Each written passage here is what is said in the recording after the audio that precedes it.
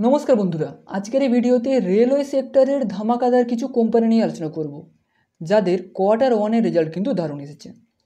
এই কোম্পানিগুলো বা এই শেয়ারগুলো শুধুমাত্র এডুকেশনাল পারপাস, এইগুলো কোনোভাবে বাই সেল রেকমেন্ড ভাববেন না, কারণ আমি জাস্ট দেখাচ্ছি কোন রেশিওগুলো ভালো, কোন রেশিওগুলো খারাপ। এরপরে আপনারা নিজে স্টাডি করে, নিজে রিসার্চ করে তবেই ইনভেস্টমেন্ট প্ল্যান নেবেন। এছাড়াও যদি আপনি আমার সঙ্গে যোগাযোগ করতে চান, তাহলে বর্তমানে নিচে যে হোয়াটসঅ্যাপ নাম্বারটা দেখতে পাচ্ছেন, সেই হোয়াটসঅ্যাপ নাম্বারে আপনি আমাকে মেসেজ করতে পারেন। ওকে।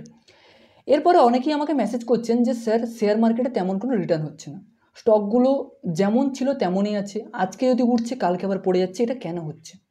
দেখুন, এর প্রধান যে কারণ সেটা হচ্ছে ট্রাম্পের ট্যারিফ। সেই ট্যারিফের জন্য কিন্তু একটা মহল ক্রিয়েট হয়ে আছে, যেটা কিন্তু শেয়ার মার্কেটে ঠিকমতো গ্রো হতে পারছে না।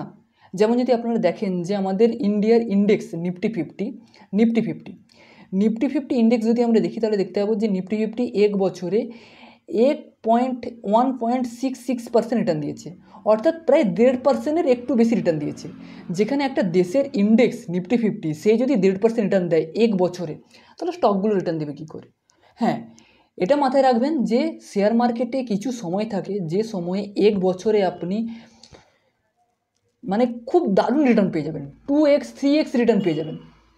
কিন্তু এমন এমন বছর আছে যেখানে আপনি ঝুলে থাকবেন, অর্থাৎ লসে থাকবে, কিন্তু তেমন কোনো রিটার্ন নেই। এই সময় যদি পেরোতে পারেন, সময় যদি সহ্য করতে পারেন, তাহলে আগামী দিনে কিন্তু একটা বড় বুল রান আপনার জন্য অপেক্ষা করছে। সো এই সময় কী করতে হবে? এই সময় ভালো ভালো কোম্পানি যদি আপনাদের পোর্টফোলিওতে থাকে বা যদি অপরচুনিটি থাকে, সেই সমস্ত কোম্পানিগুলোকে নিয়ে হোল্ড করতে হবে। আগামী দিনে একটা ভালো ফিউচার আমরা অবশ্যই পেতে পারি, কারণ এই এই সিচুয়েশান কিন্তু সবসময় থাকবে না। এই ট্রাম্পের ট্যারিফ একদিন কেটে যাবে, মার্কেট কিন্তু আবার ছুটবে, এই কথাটা মাথায় রাখবেন। ওকে, তো চলুন এরপরে যে কোম্পানিগুলোকে নিয়ে আলোচনা করবো সেটা দেখাচ্ছি।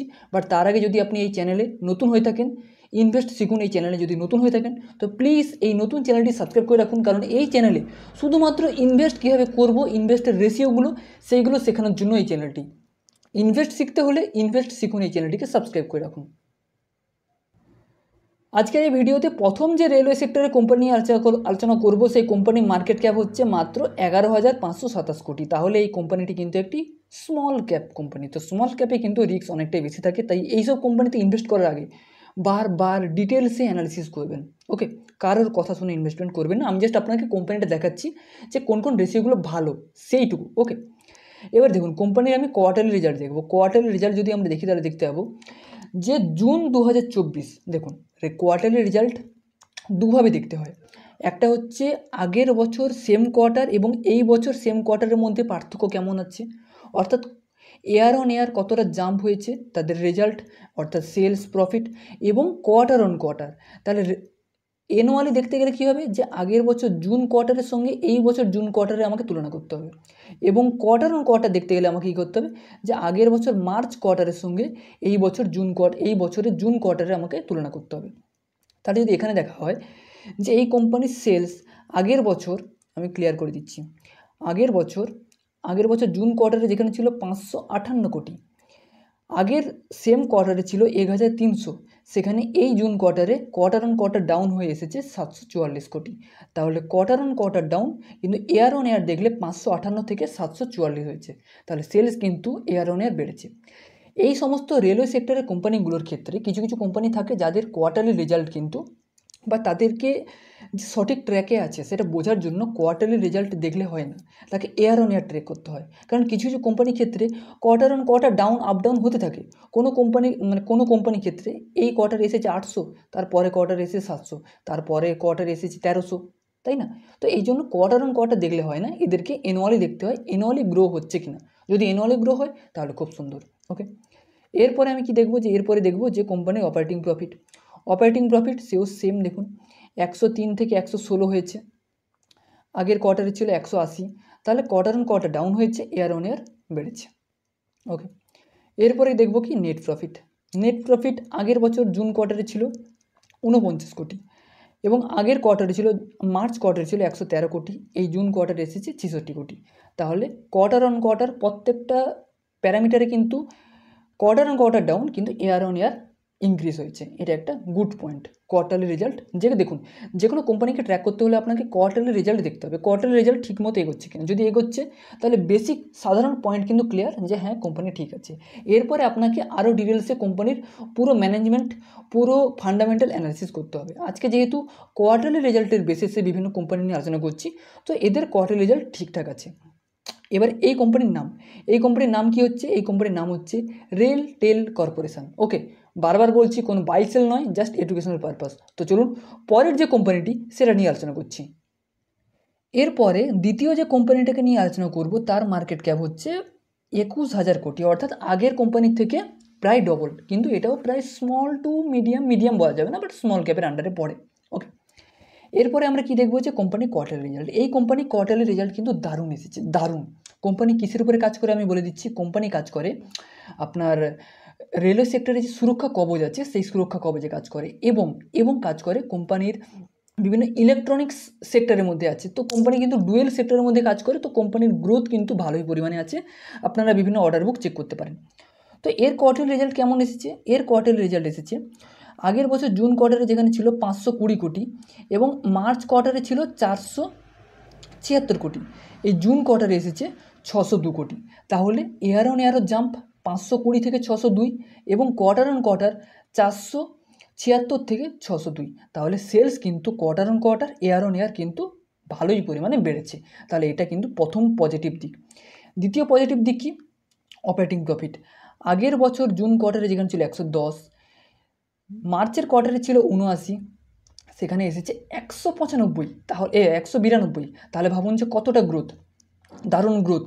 কোম্পানির রেজাল্ট যেই দিন আসে তার আগেই কিন্তু আমি আমার বিভিন্ন মানুষকে, আমার যত ফ্রেন্ড বা যারা আমার সঙ্গে কাজ করেন তাদেরকে আমি জানিয়ে দিয়েছিলাম, দারুণ রিটার্ন দিয়েছে কিন্তু। ওকে, এরপরে আমরা দেখবো যে কোম্পানির নেট প্রফিট দেখুন, নেট প্রফিটও কিন্তু দারুণ পরিমাণে গ্রো হয়েছে।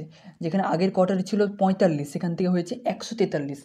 তাহলে বুঝতে পারছেন যে দারুণ গ্রোথ। এই সমস্ত কোম্পানিগুলোকে অ্যানালিসিস করবে। কোয়ার্টারলি রেজাল্টের থ্রুতে কিন্তু অনেক ভালো কোম্পানি উঠে আসে, সেগুলো আপনাকে পড়তে হবে, দেখতে হবে। হাজার কোম্পানি আছে, এর মধ্যে আপনাকে খুঁজে বের করতে হবে। সো এই কোম্পানির যে নাম, এই কোম্পানির নাম হচ্ছে HBL ইলেকট্রনিক্স বা ইঞ্জিনিয়ারিং, এই কোম্পানির নাম HBL।